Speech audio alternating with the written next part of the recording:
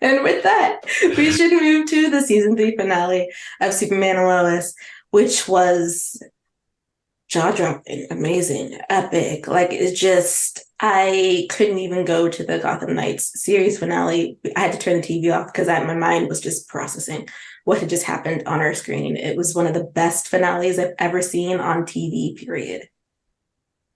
I have no words for that. Like, what did we witness on television? The fact that they pulled this off on television, and it was an unusually structured finale, and we'll get into all of that later. But like, they said we'd be left with an epic cliffhanger, and well, that epic doesn't cover it because that was just out of this world. I'm going to stop with the puns now, I really am. But like, wild. We predicted Doomsday might show up. I said that there were rumors, rumblings, which is pretty funny because when Bizarro showed up last season, we were like, is that Doomsday? Could it be Doomsday? But like, none of us could have predicted that kind of journey. I'll gush about it when it comes to my turn later on. But like, what a finale. I have no words. You know how much I like things like jaw dropping and stunning and words like that. Doesn't even cover it. I mean, speaking of jaw dropping, I think my mouth was agape for like the last 10 minutes because I was like not expecting anything that happened to happen. It was so good. It looked really good too. I know the budget was reserved really well Mm-hmm. for the last Yeah. sequence. And we had action that required like CGI and special effects this season, but they were like, no, we need the top Sporadic. dollar. Yeah. They spread it out. They spread it out because they absolutely needed to with how long Yeah. that 10-minute sequence is. Like, just, and beautiful, gorgeous. It was brutal, beautiful. I didn't know what was going to happen next, but the whole time I'm just like, what? What? And it just didn't stop because don't get me wrong, I knew you were running out of time in the finale, but when Superman left to Doomsday and then like threw him onto the construction thing and stabbed him through the middle, I was like, is that it? Like, no, that's not it. Surely not. And then when the beat kicked in and you heard the heartbeat and the song started and he looked up and very on the nose, but a genius choice. The first few lines of the song they chose was nothing seems to kill me, which you see as Doomsday is coming back to life. It's like genius choice there. Yeah, we've talked about how Doomsday has been a hard villain to get right for a lot of properties before. Smallville had an excellent design, but used him for all of 160 seconds. He was not on screen for long enough. And then Batman versus Superman had him out here looking like a giant CGI Ninja Turtle. That. I need to Google later. None of the spikes he's supposed to have. That was genius. And I'm not just talking about the CGI itself, which of course was out of this world, but I will say there were obviously when these CW shows don't have a huge budget. So some of the other shows would sometimes have monsters like that show up in the daylight and it wouldn't work. The lighting choices here, the way they constantly had him in the dark, the way the fire from the barn shaded him, the way he was on the moon, which obviously was not as bright as you'd think. They did an incredible job in covering up for any slight animation weaknesses to make this monster look so realistic. That was movie level. It was genius. It was creative. And it was just jaw dropping the whole thing. And when he was impaled on the skyscraper, shook. Yes, and like story wise though, I also like the like juxtaposition parallel of the idea that Superman can be monstrous, like because Clark does that, and I was like, did Clark just kill somebody? Like I know he's a monster at this point, but he killed somebody, and then everybody else. No one backs up from Superman scared like that unless they're on the receiving end of his violence because he's helping people. And so seeing them be that shook about what Superman just did and not knowing how to react to it. And I'm like, well, I mean, he is a giant monster. I mean, like he was like, I understand the method. I'm on your side, Clark. I'm on your side. Right? But they were backing up. And then I was like, then there's this great pause. They did it excellent with pacing in that scene because you do have to sit with Clark just killed someone. And then, like you said, the beat comes in and Doomsday just shimmies his way on up from being impaled and then it's just floating there. Like, yeah, I'm not dead. Now what? And the fact then that Clark went up to stop him, but he was caught midair by Doomsday, who was flying downwards and then took him underground. They didn't have an awful lot of time to work with, but they did an incredible job of laying in the gravity. Anyone who's read Superman comics knows that yes, Lex Luthor is his arch enemy, but Doomsday is his mortal enemy. He was literally a Kryptonian beast designed to kill Superman. He cannot die. And in the comics, Doomsday has killed Superman before. I'm pretty sure was it the story, The Death of Superman, was about Doomsday killing him. So there's no way of describing how much gravity the show needed to put behind a villain like that. And they had a lot of them, 10 minutes. And yet somehow in that 10 minutes, they managed to make it sink in. Whether it was the moment when Doomsday and Clark landed in Smallville and John Henry and Jordan and of course everyone else went to run over, but they're his allies in the field. They went to run over and Clark was like, no, don't. He didn't say anything else. He just said don't, and then had that moment with Lois. And you really felt like Superman not going to get out of this one alive, because we knew they were going to end with a cliffhanger. Thankfully, we know there's a fourth season, but could you have imagined watching that thinking, oh no, he's going to die, and then not have any to follow up? Thankfully, he did come back to life, but he took one hell of a beating, and I think the show really did a great job of highlighting that Doomsday was not to be trifled with. Okay, so we've reached the portion of the review where I have to ask questions for clarification. Of course. In canon. So Lex, just from my understanding, created Doomsday. Yes. So is Doomsday's origin story always that he started out as Bizarro? Mm-mm. No. So this is a new situation? Yeah, in the comics, they're two completely different characters, which is why when Bizarro first showed up in that big suit last season, everyone's like, is this Doomsday? And then it was only when you saw Tyler's face, they were like, they're doing Bizarro. Did not think that 1 year later we'd be like, Bizarro's becoming Doomsday. That was a unique interpretation. I do believe, like in Batman versus Superman, the movie, Lex also has a hand in creating Doomsday out of Kryptonian technology, and this is a similar kind of thing. So the lore is different depending on what adaptation it is. But yeah, Doomsday and Bizarro were two completely different characters. So the fact they had them morph into one here, nobody saw that coming. It was just insane. The cassette tapes, I'm so sure like anyone around my house was like, is she okay? Because as soon as the cassette tape came up, I was like screaming. I was like, yes. like this was happening. There was a lot of bouncing, because it's just, I mean, they do so great with characterizations. It's like a small thing, but seeing that whole, he had, what was it? It was a bag full of cassette tapes ordered. I was like, what do we have here? I wanted to pause and look because I collect cassette tapes for no reason. But I was like, what do you got? It looked good. Oh, okay. And he selected one and we went and he's like, let me kill you. And I was like, this is very dark, Lex, but it also fits this music. Bizarro, don't let him kill you. But I guess he was chained up. He didn't really have a choice. But the intensity of that, I'm going to keep shooting you with these things. I'm going to keep killing you because of that. The more I kill you, the stronger you get. And the intimacy of being like, I will be your creator. I will be the one who makes you powerful. I was like, this is a lot of story in 2 minutes, and they're executing it really well with very little dialogue, but a lot of emotion. And the soundtrack was doing a lot. I didn't realize you just said that. This is giving Frankenstein. Very true. Very true. And you're right. It was almost like a romanticized kind of bond in that I'm here for you in the way that nobody else can be. They were very close in each other's face. And considering we're talking about Lex Luthor, who doesn't like anything alien related, the fact that he was willing to create this monster just to stop Superman was just, I mean, perfectly in character for him, but very powerful moment. And the fact is, Bizarro really, we don't know if Bizarro is really if he's still in there. All we were looking at was a zombified husk that ate rats and apparently people's ears and cows. Yeah, exactly. And so we don't towels? Cows. Oh, I missed the towel eating portion of the episode. Remember, they brought the cow into the train car.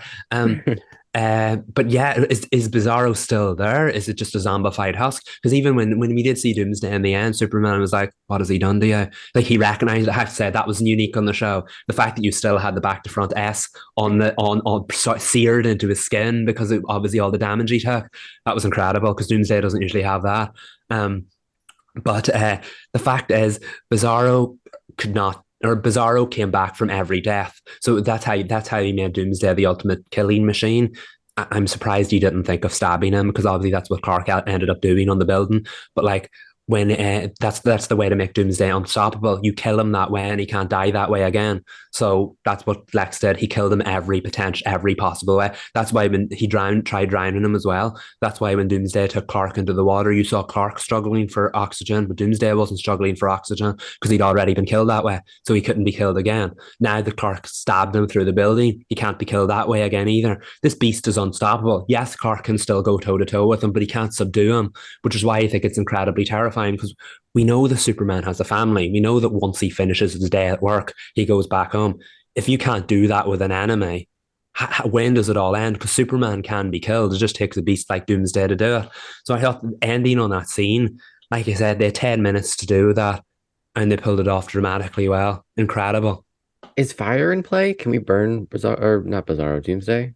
I mean, Bizarro works too. It's Bizarro Doom, Super Doom. What do we call him? Um, uh, I mean, like the I'm fact. just spitballing here. Come on, I Clark. think We we can come up could. with something. I think in other adaptations we've shown that Doomsday can be killed with kryptonite, or we have to bury him so far under the earth that he just can't crawl back out. He's kind of unstoppable. I don't Um, trust the burying him alive thing. yeah, he'd get out someday. Superman might be long gone at that stage, but he'd get out someday. But like, we could have thrown him into the sun. They were in space after all. We know how sun regenerates Superman. So like, does sun regenerate Doomsday because he's Kryptonian? Wait, if he's Bizarro, then it's the opposite of Clark, because you know the way it was an XK was Bizarro's weakness. He didn't breathe ice; he breathed fire, which is why Doomsday was breathing fire. So like, I assume XK would still work to kill him if that was Bizarro's weakness. Okay, so I think you might have just figured out season 4 premieres way of getting rid of Doomsday. But You know, it works. I mean, it's an amazing way to end a season, though. Very happy that it wasn't a cliffhanger, but I would have kind of been okay because I mean, this is Superman, so I would figure he'd be able to go back to his family, even if someone had to just make a 200,000 word fan fiction, so everyone would be completely satisfied. But like, it was so good, and I think part of that is because first half of the episode is just straight up happiness. It's all joy. Some of it's not earned, but there's a lot of joy in the beginning of the episode. And I just really miss Bitsy Tulloch. I know we say this every season, but it'll be a crime if she does not get an Emmy for her work on in season 3. It was phenomenal. I mean, my goodness. I know there's like a lot of controversy around the cancer plotline because a lot of people did not want to see Lois Lane get cancer. And not only just because, you know, that's Lois Lane and you want to be able to see her going through cases and being very present in the more action part of the plots, but also because cancer sucks the air out of the room in a plot. It has to, by its nature. Anytime you have an extreme sickness like this, a disease in the storyline, there's just no way to realistically depict what someone goes through, but only do it, like half do it. Every time someone half does it, you get dragged. Yeah, and it's considered to be disrespectful. So they leaned into it, but I felt like they leaned into it in a way in which it wasn't all episode for her. Like, yes, she was sick. Yes, we had opening sequences which were really hard to watch, but the episode would go on and she may be sick, but she's contributing to the plot, or she may be sick, but we're having a very deep conversation about what it means to be the person with the cancer diagnosis, or to be a family member watching your loved one go through cancer.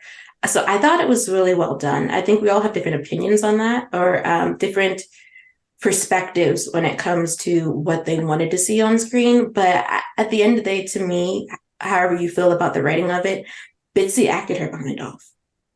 And she did that in this finale too. Yeah. Where I approach storylines like this, like, did I want to see this happen to her? No. But, and this isn't just specific to the show or the season, but when there's a show that I like and I'm watching and there's a storyline that I may not have wanted to happen, I'm like, okay, not fully on board, but I'm like, okay, why is this happening? Why is this important? Why are they choosing to do this? And it can be hard to reflect on that and to come at it in that way, because it's so easy to just be like, whatever. But when it's something as important as this one, and you're like, oh man, why are they doing this to her? And in times when I was kind of, because it was a lot to watch when you get to those points in the season where you're like, oh, it's just heartbreaking. I'm like, okay, why are we doing this? Why is this important for Lois? And I'm not going to answer any of those questions, but that was just something I reflected on a lot this season, instead of just being or expressing any kind of negativity around it, because it's important for somebody watching. So it may not be for me, and that's okay. Mhm. And to further that point, I grew up watching a lot of British soaps which work with agencies to highlight storylines like this, to raise awareness for storylines like this. I'm not unfamiliar with storylines like this because they're constantly on television. When I was younger, and they still are to this day. And I think the reason that they're always done is to raise awareness for what people are going through. And I think Superman and Lois wanted to do that with Lois battling this form of cancer. And you can see from the response online, of course, it's going to get like a divisive response from people who don't want to see their favorite characters go through this, or from people who thought it was too close to home. But there has been an outpouring of a love and appreciation from people who feel seen, who are going through this. And I think that's important. We've seen before that television can be more powerful. It can create more change than politicians. And I do think it's important to tell everybody's story. So to see a character like Lois Lane go through something like this, it will make people feel seen. And I don't think it was done to highlight that she was feeling weak or that she was feeling ill. I think it was done to show her inner strength and how she got through it, and how her family dealt with it. And I think that's an important thing to remember. This storyline wasn't done to put Lois down or put Lois in her place. It was to show us her strength and to make other people who appreciate Lois feel seen. And I think between the writing, the sensitive way it was handled, the way it also impacted her family and the writing around that, and of course at the heart of it, Bitsy Tulloch's performance, I thought they did a bang up job of it. And I don't want to see it dragged for the wrong reasons. Of course, it's going to be too much for people, and I completely respect that. But it raised awareness about something that maybe a lot of people aren't aware of and don't talk about enough. And I did want to appreciate that before the season's finished and we finished discussing it. And I think it's important too for a show like this, a superhero show that's grounded in so much reality beyond the superhero stuff. Like it's an important thing for their family. And it reminded me a lot of the show Parenthood, and the spoiler if anybody hasn't watched this show, but it's been off the air for almost 10 years. So I feel like the statute of limitations is up. But in season 4, when Christina got breast cancer, in the scene, I'm going on a tangent here, but I have a point, I think. The scene where she tells her entire extended family what she's going through was an important moment for a show that's about family. And I think it's similar here. Like, it was as equally well done and well acted. Monica Potter was amazing in Parenthood during her character's breast cancer storyline. And I would never have expected to see that kind of storyline handled in the way that it was in a superhero show. Mm-hmm. And I do not to put down superhero shows, but it's just, not what I'm expecting. Well, yeah, because generally, they are about the ability to be an active hero. Like, you are someone who is combating a villain, and that villain typically, has a form. Like, it's not something that is happening inside of you that you don't really have a control over defeating outside of like the medical practices that are available to you at this moment. So I get why it's hard, especially for some people where the show or any superhero drama is escapism. But for me, I felt like they did something that they haven't done with the other real world conditions that people go through in the show, which is they actually talked about it. Like, there are very heavy things happening with the other characters that they never actually explored that much. Like, we know Sarah committed the attempted suicide. It's a plot point in season 1. She's arguing about it with her parents. It came up in season 3 again because Lana was concerned that she was going to be in a dark place again. But we've never actually had an extended exploration of mental health with her. Same with Jordan. You have that opening sequence in the premiere of, like, the series premiere of Superman and Lois, explaining the emotional difference between Jonathan and Jordan, and then it disappears.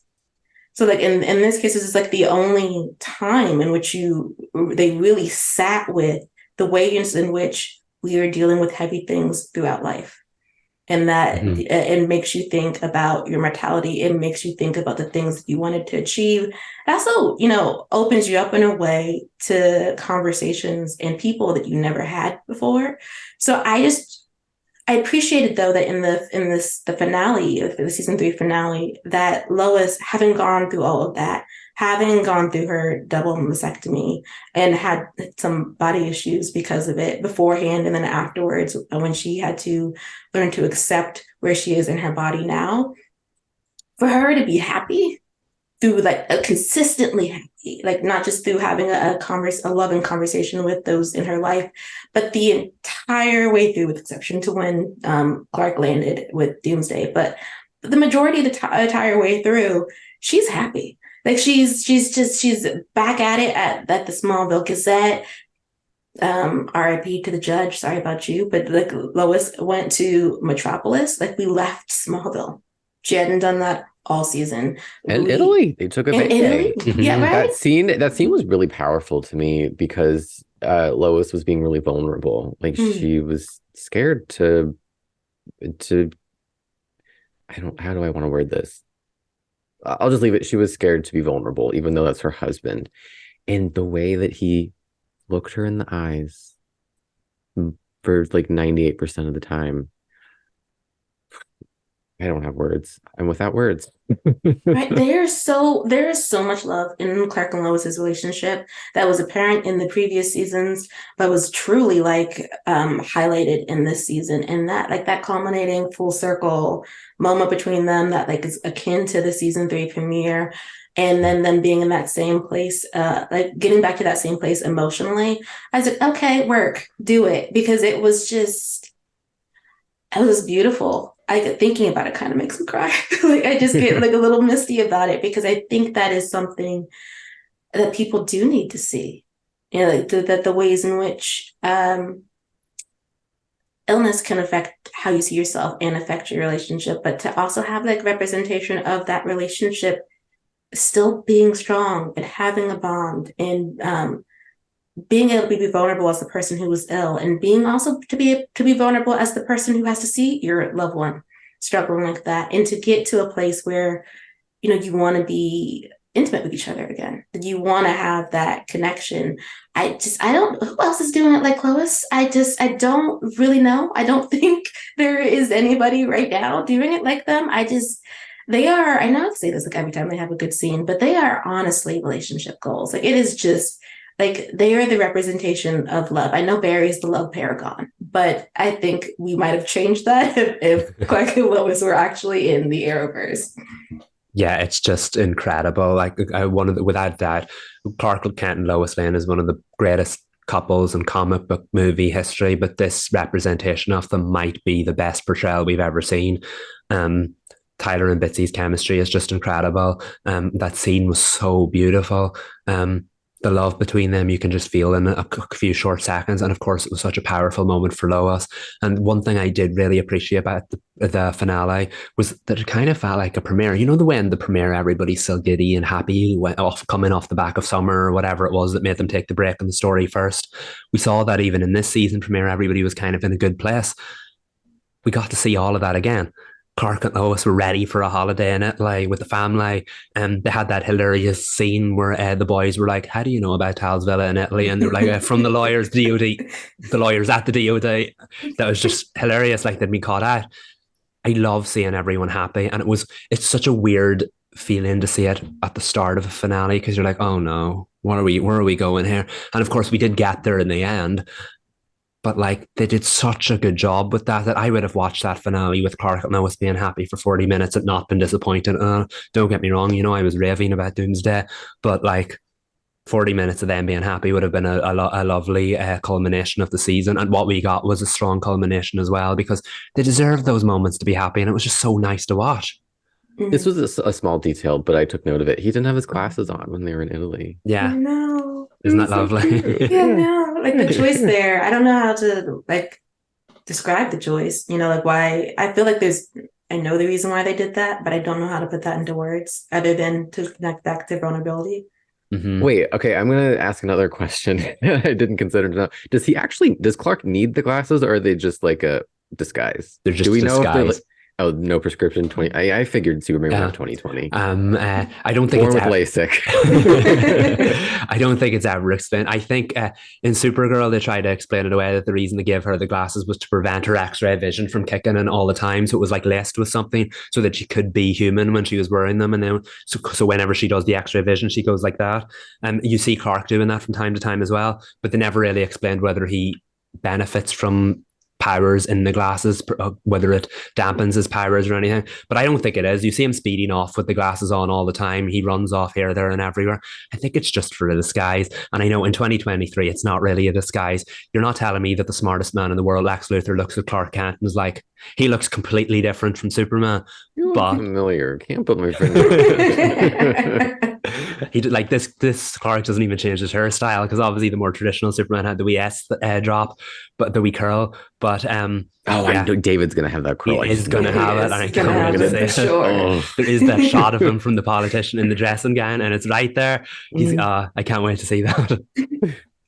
I think okay. So after all the praise, I do want. I was gonna say, can we start complaining? Yes, but before we get to how much of a mess the supporting cast storylines were, I do want to say I do have a qualm about the cancer plot. That it's very. No, there's no way to put that delicately. It does. She's surrounded by men in a storyline in which she has breast cancer, and they didn't actually they didn't have her around the women, which are to me all season. I know I didn't really talk about it in our reviews, but I did not like that. She has Pia and she has the lady whose name I do not remember. Did we ever actually get her name? I don't know if they gave her name. Okay, but there are a decent amount of women on Superman and Lois, and the only person who actually actively had a scene with her about her cancer in a way that was significant and helped Lois open up was Lana all season. Mm-hmm. And I think that was not how they should have handled that. I mean, yes, very powerful that she's with her family and they're going through it, but they're all predominantly men, which means that all of season, the only time that Lois gets to talk about her body and how this is making her feel and how it's changing. She like disassociating from it, basically, is with Lana. And I felt like Chrissy and her were close enough to be able to talk about that, but Chrissy was busy with feeling miserable in a relationship with Kyle. The Natalie, they gave nothing besides that one moment. That one episode where like John Henry doesn't want her to give her this Earth's Lois her mom's watch. And I felt that wasn't handled well at all in terms of their interactions. His anger and wanting to step back made sense, but they didn't actually give it any nuance to explain that he didn't want to be around Lois because he already lost his wife. And though he knows it's not his wife, she looks exactly like him. And it's like, it would trigger grief again. So he was staying away. But like Natalie wasn't around that much when Lois was going through cancer. What is that? Like, what is that? Mm-hmm. And then like Sarah isn't around that much trying to help. Like, all they did was have Jordan and Sarah be combative. Let me not speak on Sarah. On Sarah. Like, I get Let me not speak her name. Or at least have, like, if she didn't have scenes with Lois just checking out Miss Kent. Actually she'd say Lane, wouldn't she? In any case, she should have been there for Natalie. Natalie and Sarah should have had scenes that were not about boys. And so that they could talk about Lois. It's an interesting point because I was reflecting on the other parts of the finale, and I realized that, and this is an observation, I don't really have a strong opinion that I'm going to share. I'm just going to share an observation that Lana's story in the finale was reacting to her ex-husband. Oh, very much so. Yes, let's get into that. And then the other half of her story was also dealing with a man when her story about the mayor was so prominent for the season. And maybe there were threads of that in there that I'm just forgetting. I will cop up to having a bad memory, but like the two big things Lana was up to in this finale were personal romantic things. Mm-hmm. Mm-hmm. Yeah, no, I want to go hone in on that point. I've said one of my biggest gripes this season has been that the mayor of the town is reacting to everything that's going on around her, and she's not really having any storylines of her own. You go back to the first episode, of course, she reacts to the potentially good news that Lois might be pregnant. The second episode, her and John Henry react to the fact that they're attacked by onomatopoeia. Even the most recent episode, she reacts to Sarah's revelation about Jordan and is like, that is not on. And she reacts to the town being damaged. We haven't got to see her actively involved in any kind of storyline of her own. Of course, she also reacted to Kyle and Chrissy. I really wanted more for her this season.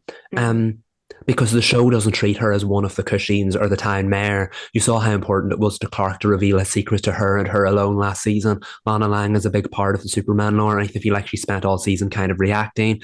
And of course, she did the exact same thing in the finale with reacting to Kyle's news and then reacting to John Henry's news. And then, of course, reacting to Kyle's random proposal at the end. I have information that can lead to the arrest of Kyle Cushing. And that information is that I'm fed up. I mean, it's generally a mess.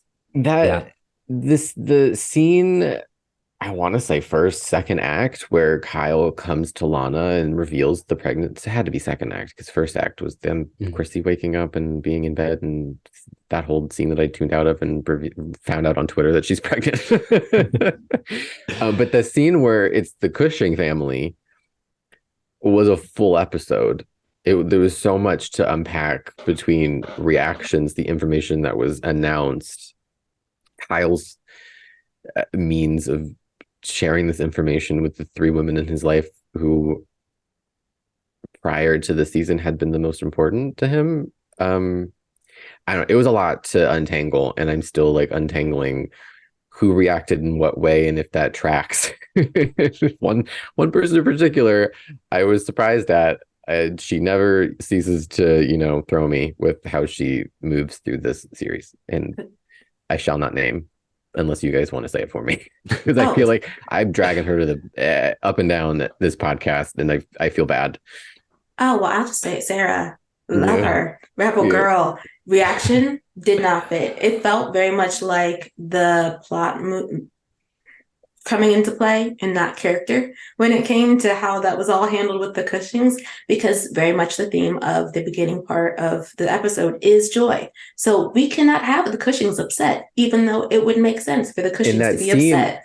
The subject of that scene was on Lana, so it wouldn't make sense for Sarah to feel some type of way about it, because they needed Lana to feel some type of way about it. So Sarah being like giddy excited about it was like, you've flown off the handle about things smaller than this. I have questions. And also her shushing her little sister made me feel vindicated that last week I said she doesn't care about her sister. It's literally going to bring that up, right? I felt bad after, because I was like, I'm really on her neck all the time. But I'm like, in that moment, I was like, you're giving me receipts. Like I just said I wasn't going to drag her, and here I am. But like, what have we learned about Sarah this season? Nothing. She didn't come after Superman like I predicted she would, but she spent all season coming after people. And yeah, maybe it's a full circle moment that she didn't really in the finale, but we've seen no character work to suggest that she got to this point on her own. She was not friendly to Chrissy, and that's so fine. They didn't need to be best friends, but of course she escalated things and dragged Chrissy, was angry at Chrissy, put the blame on Chrissy, even though Kyle obviously consensually entered into a relationship with her. Now wait, to that point, have they done anything after they went to the movies none together? Whatsoever. They haven't shared a single scene. Just like, that was like, we did that. They went to the movies. Everything's fine. So there has been no. Okay, just come on. To clear up the fact that she has not reacted to that situation since then. Not in the slightest. And on the other hand, we know she doesn't care about her sister. So would she be super excited about getting a new a member of the family? I mean, in theory, yes. But like, her reaction was so dulled. Like, it was slight excitement. That didn't track with Sarah for me. Like you said, rebel girl. She either would have been over the moon about it, or completely the opposite, where she was just there to shush. I would have expected her to make it about her. Mm-hmm. Yeah. I would have been like, okay, yeah, you're mad. That makes sense. But her being fine about it, I was like, fine. But I'm like, why would I rather see you be mad? That makes more sense to me. Yeah. And I know last week Jordan Drow was mad, but like he wasn't wrong when he said, why are you making this about you? I think that has been, I don't know whether the writers did that in a self-aware fashion, but I do think that has been one of the big issues of the season. Sarah reacts based on what it means to her and how it affects her and doesn't take other people's feelings into account. And considering they literally called her out for that last week in a storyline that Jordan was wrong. So, okay, it had to look like it would blow back on Jordan and not Sarah. So how did we get to this point this week when she's totally relaxed, chill? Yeah. She is... No, nope. Keeping that one in the drafts. I'm gonna unleash a draft. But like I just feel like it would have been more in character for her to roll her eyes instead and go, oh, of course you knocked her up. Like that would be like, I'm not gonna be 50. She would have said something out of pocket and she would have had to apologize by Act 5. Like that. And then Sophie would have been like, Sarah instead. And that's just good, Mom wanted, like, especially if she knew that Lana had wanted another child, but wasn't able to, like, would have went out the mouth. Just upset like about she it. would have. She could have been Lana's mouthpiece in that scene. Lana had to do a lot of generous work. She did. I didn't Constantly like this that. season. She's constantly having to put on a brave face for the sake of, I'm assuming, her children and her own peace. I don't know. Yeah, I would think so. I mean, when I was watching that scene, I was like, I wish she could say something out of pocket just once to him. Because the way that he announced this news was so like, why is this you not giving her the decency of telling her one-to-one? You're going to drop this bomb on all three of them at the same time, which it makes sense from a writing standpoint because they had to just keep it moving. They had to keep it moving because this one scene could have played out in an entire episode with multiple character beats of Lana feeling a kind of way and coming around to it, Sarah making it about her. And then we would have gotten the proposal like a couple episodes after we deal with this, but it just all happened very quickly. And I mean, honestly, thank God, because I don't know if I would have been able to sit through episodes of this. Yeah, well, because they would have done, what would have happened is Chrissy and Kyle would have told them together, or, would have been excited and Sarah would have popped up and like, what's happening? And that's how they would have found out. And then you would have Lana charging in the middle of a mayoral crisis, but she has to step away from the office because Sarah came in the room crying. Be peacemaker, peacekeeper. So I guess we should count our blessings that it was like tight. It was like they're gonna get like 5-minute scenes for exploration, but it leaves Lana to basically, like you guys said, reacting to it. Like so, like we had the attraction with John Henry all season, but the minute she decides to actually act on it happens after she finds out that Kyle truly is moving forward because he's having a child with somebody else. And then his public proposal, again, she had to react to that. Like, what is that? Not that he needs to tiptoe around her feelings, but like making a public spectacle of it. They deserve to be happy. And so does Lana. I don't know. Kyle's choices, I couldn't, I'm not on board with him in this episode. The way he behaved, it's inherently not wrong, but also inherently not right either. Yeah, it's quite insensitive. And I think that tracks with his behavior. I feel like maybe he got giddy over the fact that a pregnancy announcement didn't go sideways like he feared it would. So he kind of ran away with it and did too much. But we know Kyle does too much. I mean, it's like Reed said, it's not wrong. It's also not out of character. The minute Kyle does something, you're like, oh yeah, that tracks. But at the same time, you're like, I wish he didn't do that in public so quickly. And like, I feel like it was self-awareness in the room with us. We need it. No. Where is the ink she? wasn't even dry. The ink was not dry on the papers. Time moves weirdly in the show. So if they said it only been like 2 months, I'd be like, tracks. That absolutely tracks. That's where we are right now when we just filed the divorce papers and he hasn't been with Chrissy that long. Also, what he said about Chrissy, I'm like, huh?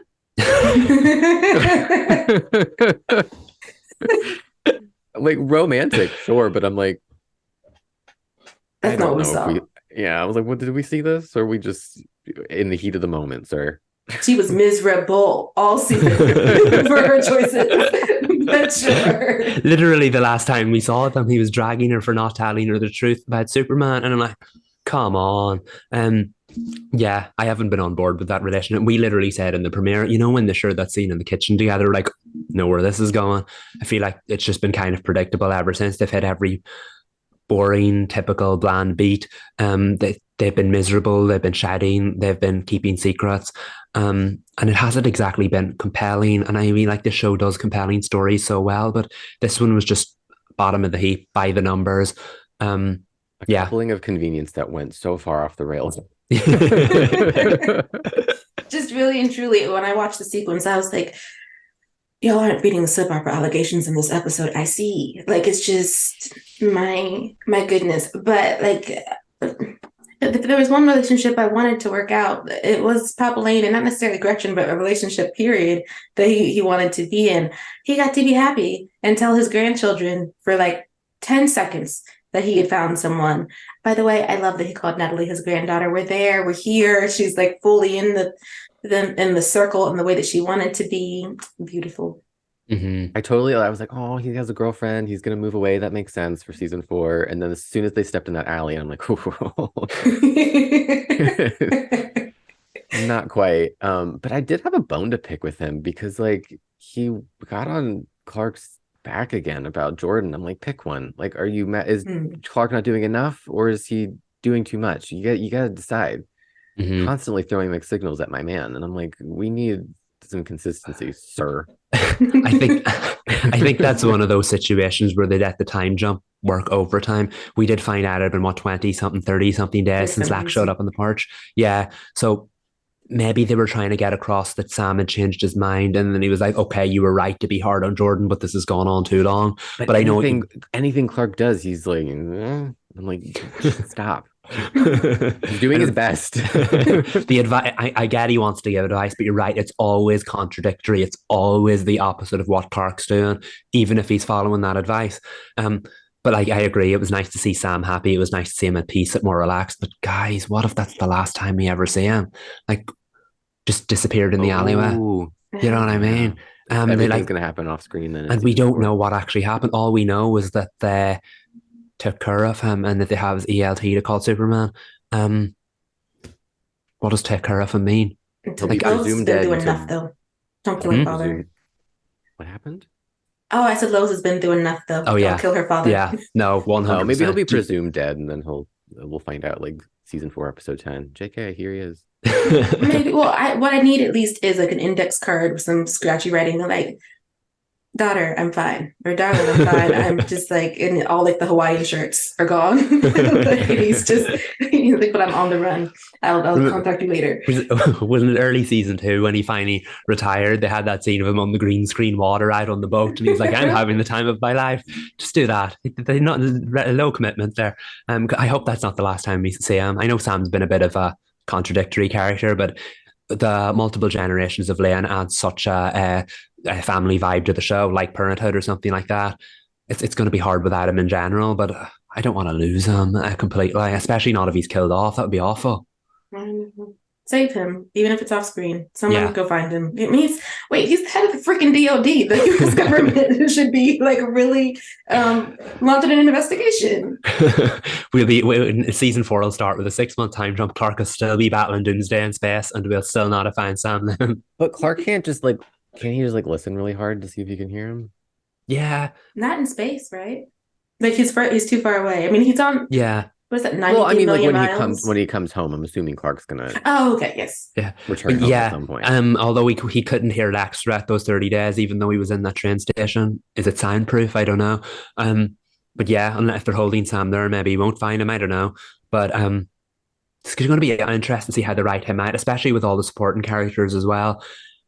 The fact we got so much attention on them in the season definitely felt like they were working overtime to try and wrap it up. Sorry, there's so much attention on them in the season finale. Felt like they were working overtime to wrap their stories up because they didn't get that in the season.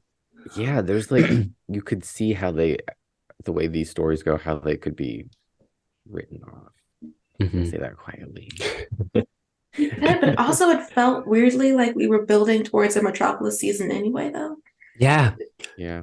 That was the fans' theory that we'd moved to Metropolis. I liked it. Yeah, me too. Yeah. But there's an issue with it now because if we move towards Metropolis season, John Henry and Natalie would still be there, and the point is that we need to make the rest of the supporting cast supporting. So it would make sense for the Kents to move to Metropolis to battle Lex and Doomsday if he's still around, but keep the Smallville regulars in Smallville. That's true. But if they decided to do that, like move them to Metropolis, they might pull a soap opera thing where like someone leaves and they're just always in the basement. So like John Henry would be like, because he has his own workshop. Oh, he's in the workshop. John Henry's working on this. Like you just don't really see John. Someone just presents them with whatever John's new design is. So you just never see him. I mean, they did that with the Bold and Beautiful. Thurn was in the basement for, geez, like 7 years. He's just like, what's Thurn? He's in the basement. He's working on the designs. Like that was like every time he was brought up. Are we going to do that with every character though? That's going to be the awkward one. Natalie's in class. Exposition, I hate it. What did you say, Reed, a few weeks ago? Lana's in Hawaii. Just a mess. I do. So, okay, season 4 predictions before we move on to Gotham Knights. What do we think we're getting and what do we hope we're getting? I don't know. Michael, you can have this one. At the top of the wish list, I hope we get the supporting cast in some kind of role. I know we love to hate them and we hate to love them, but they're an important part of the show, and that's what makes this show different. So I hope we get to see that. It's going to be interesting. We know not the cast's not the only thing getting cut. The budget's getting cut, and now they need that budget more than ever if they've Doomsday on screen. So will Clark kill him very quickly? Will we find out a way to stop him? I feel like we only brought Lex in this season to launch Doomsday. I feel like Lex will be the big bad of season 4 going forward, not Doomsday. So either he'll be in a bunker for the whole season and then finally come back out at the in the final episode or whatever. But I feel like we're going to get the most Superman centric season yet. We're going to have Superman and Lois Lane battling Lex Luthor, and then a little bit of time for the rest of what makes Superman and Lois special in between. I think that's good. Like Reed said, the whole, like, if it's in more in Metropolis, it gives it more of an exciting grown-up kind of feel. I hope they do something to make season 4 different in a good way, because it's going to be different maybe in a lot of bad ways.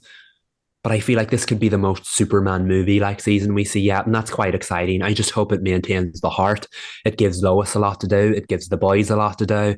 And that the supporting characters that do return are used rightly, because we had a lot of them as regulars this season and they weren't used right. I hope we get to see that in a guest capacity, in a recurring capacity, whatever it may be.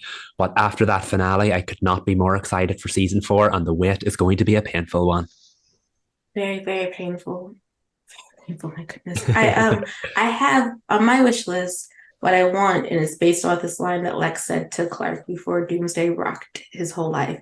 It was he said, "You're a fool in a cape and a dog on a leash." And I was like, "You're trying to say he's Lois's dog?" Like and her dog is out of commission because he's on the moon, which would mean he got what he wanted, right? He moved the chess pieces so they can get directly to the queen. I would very much like this to be a battle of wits and like investigation between Lois and Lex. She needs to figure out how to put this man back in jail correctly and fix the mistake she had made, which was, again, not her fault, which was that he had been in prison for the wrong thing. She needs to pin a crime on it. She needs to get a crime that will be pinned on him that's actually a crime he committed to put this man back into a Supermax. Yes. That's what I want. Like I said, I really would love an investigative season. Is the CW good at investigative reporters? No, they don't have a strong track record. But hopefully there's someone in the writer's room who is great at that. And that is what like maybe the first half of the season is about. Yeah, love that. Lex is Lois's villain, and it's up to her to defeat him. I know he's Superman's arch enemy, but there's a lot riding on this version of Lois and this version of Lex. I hope we can see plenty of that next season.